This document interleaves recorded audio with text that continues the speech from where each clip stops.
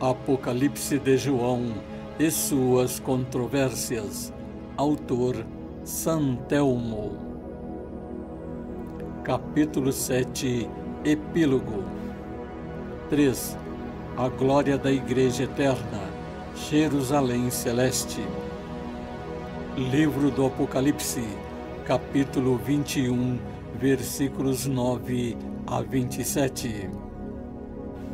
Então veio um dos 7 anjos que tinham as 7 taças cheias dos 7 últimos flagelos e disse-me: Vem e mostrar-te-ei a noiva, a esposa do Cordeiro.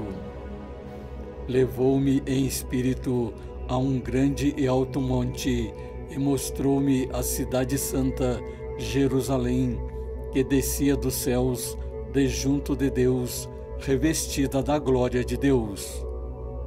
Assemelhava-se seu esplendor a uma pedra muito preciosa, tal como o jaspe cristalino. Tinha grande e alta muralha com 12 portas, guardadas por 12 anjos. Nas portas estavam gravados os nomes das 12 tribos dos filhos de Israel. Ao oriente havia 3 portas, ao setentrião 3 portas, ao sul 3 portas e ao ocidente 3 portas. A muralha da cidade tinha 12 fundamentos com os nomes dos 12 apóstolos do Cordeiro. O material da muralha era jaspe e a cidade ouro puro, semelhante a puro cristal. Os alicerces da muralha da cidade eram ornados de todas as espécies de pedras preciosas. O primeiro era de jaspe, o segundo de safira, o terceiro de calcedônia, o quarto de esmeralda, o quinto de sardônica, o sexto de cornalina, o sétimo de crisólito, o oitavo de berilo, o nono de topázio, o 10º de crisóparo, o 11º de jacinto e o 12º de ametista. Cada uma das 12 portas era feita de uma só pérola, e a avenida da cidade era de ouro, transparente como cristal. Não vi nela, porém, templo algum, porque o Senhor Deus dominador é o seu templo, assim como o Cordeiro. A cidade não necessita de sol nem de lua para a iluminar, porque a glória de Deus a ilumina e a sua luz é o Cordeiro. As nações andarão à sua luz e os reis da terra levar-lhe-ão a sua opulência.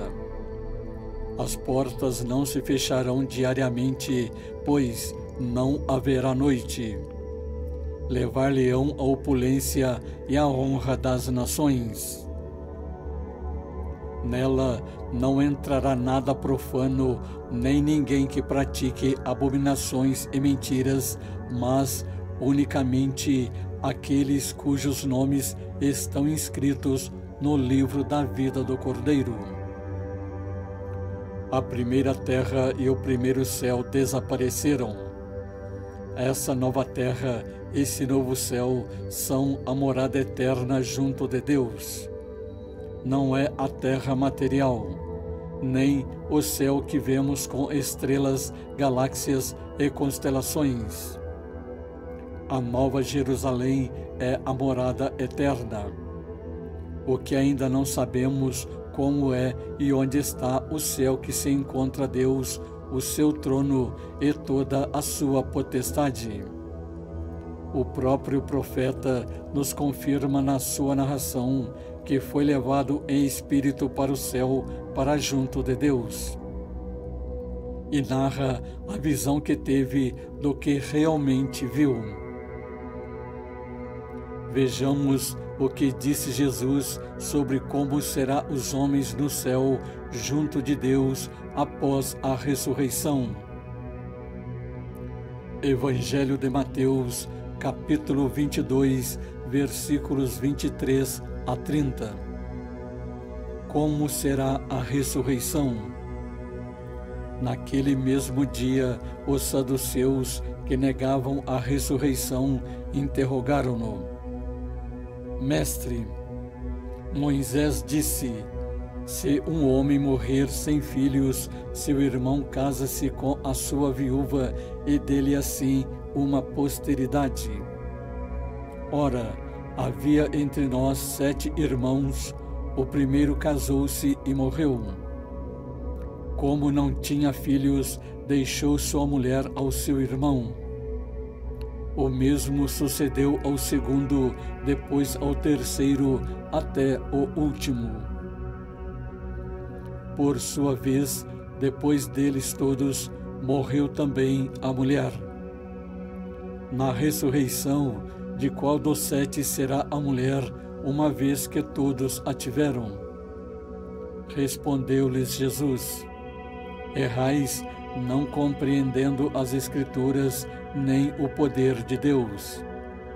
Na ressurreição, os homens não terão mulheres, nem mulheres maridos, mas será como os anjos de Deus no céu.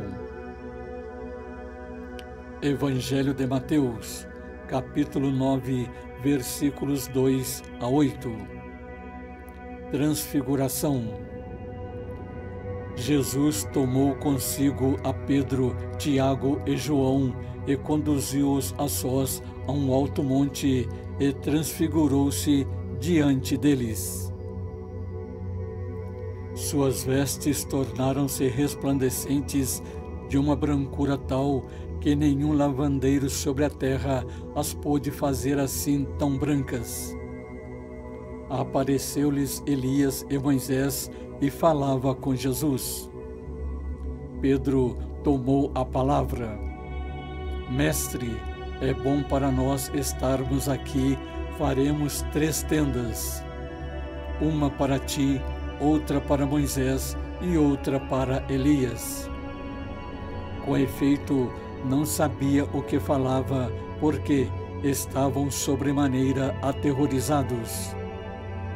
Formou-se então uma nuvem que os encobriu com a sua sombra, e da nuvem veio uma voz: Este é o meu filho muito amado, ouvi-o. E olhando eles logo em derredor, já não viram ninguém, senão só a Jesus com eles. Nessas 2 passagens do Evangelho citadas por Mateus, Jesus diz bem claro que a ressurreição não é de carne e osso, mas sim da nossa alma, do nosso espírito ou, dentro da ciência, do nosso psiquismo. E todos serão como os anjos do céu. Livro do Apocalipse, capítulo 22, versículos 1 a 5. Mostrou-me então o anjo um rio de água viva resplandecente como cristal de rocha, saindo do trono de Deus e do Cordeiro. No meio da avenida e às 2 margens do rio achava-se uma árvore de vida que produz 12 frutos, dando cada mês um fruto, servindo as folhas da árvore para curar as nações. Não haverá aí nada de execrável, mas nela estará o trono de Deus e do Cordeiro. Seus servos lhe prestarão um culto. Verão a sua face e o seu nome estará nas suas frontes. Já não haverá noite, nem precisará da luz de lâmpada ou do sol, porque o Senhor Deus a iluminará e hão de reinar pelos séculos dos séculos. Livro do Apocalipse, capítulo 22, versículos 6 a 21. 4. Epílogo. Ele me disse: estas palavras são fiéis e verdadeiras, e o Senhor Deus dos Espíritos dos profetas enviou o seu anjo para mostrar aos seus servos o que deve acontecer em breve. Eis que venho em breve.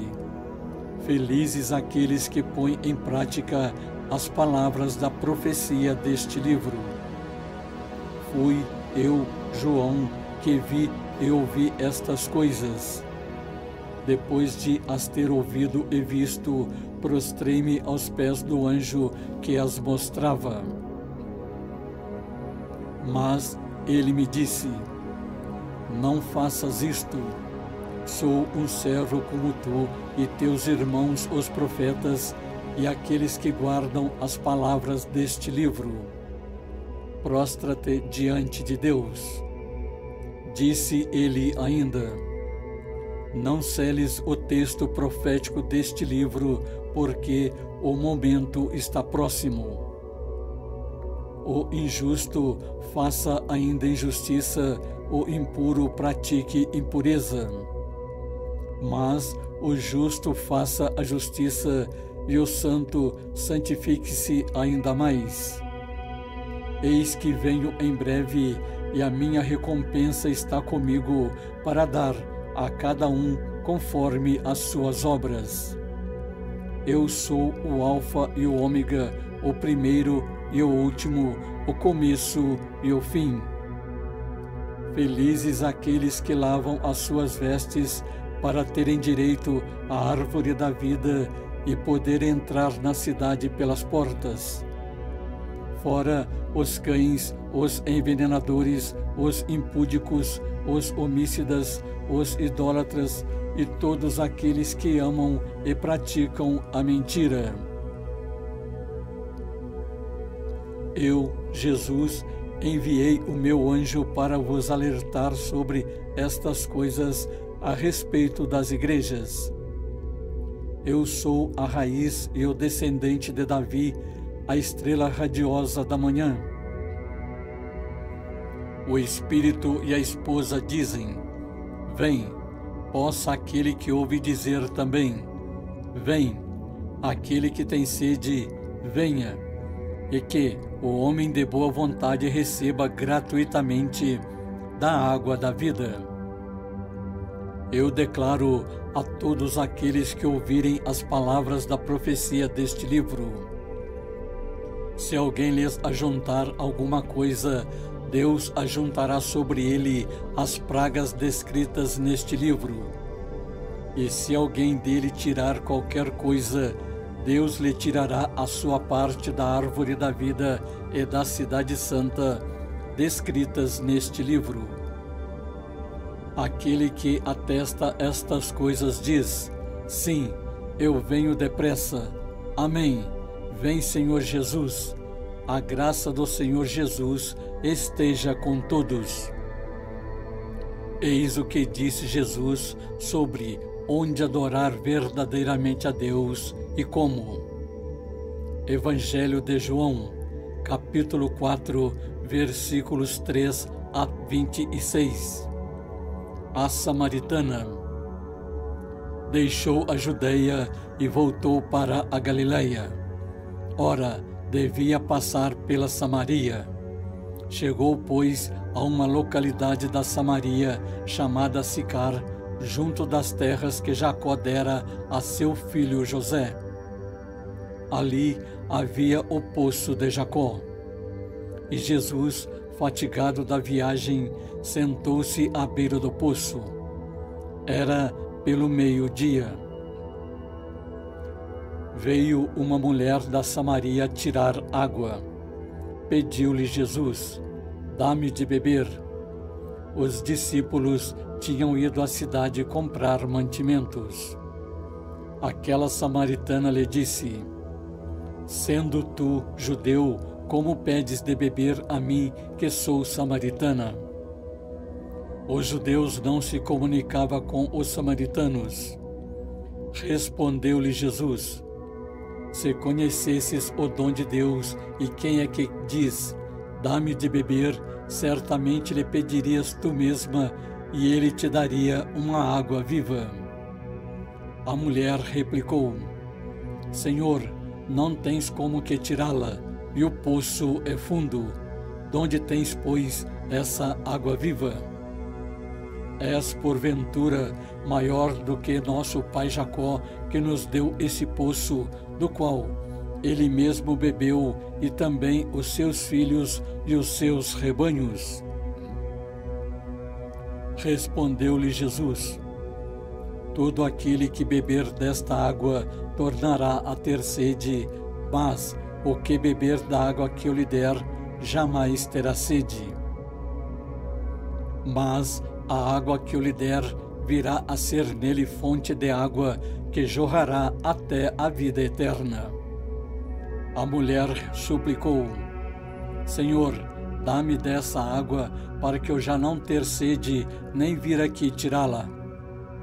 Disse-lhe Jesus: vai, chama teu marido e volta cá.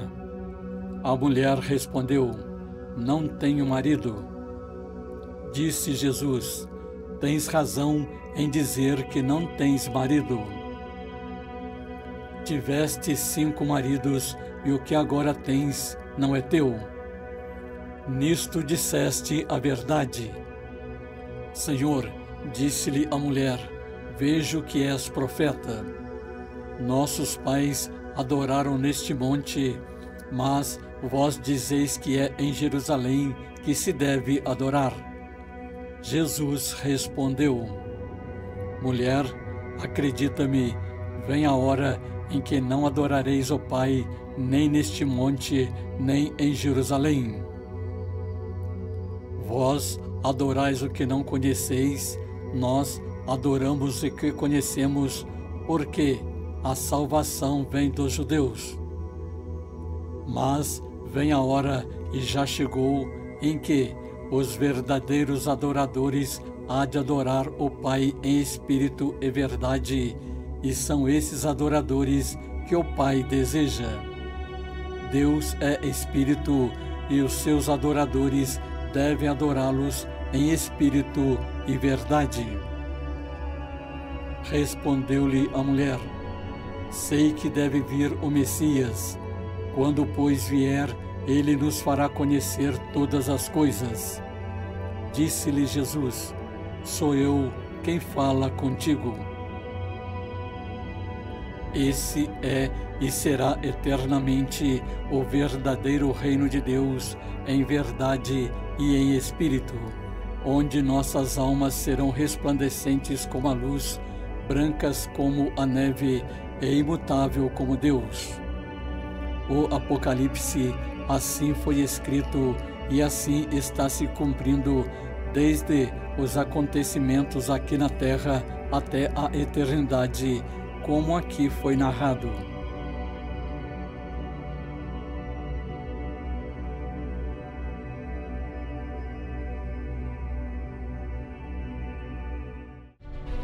As revelações do futuro.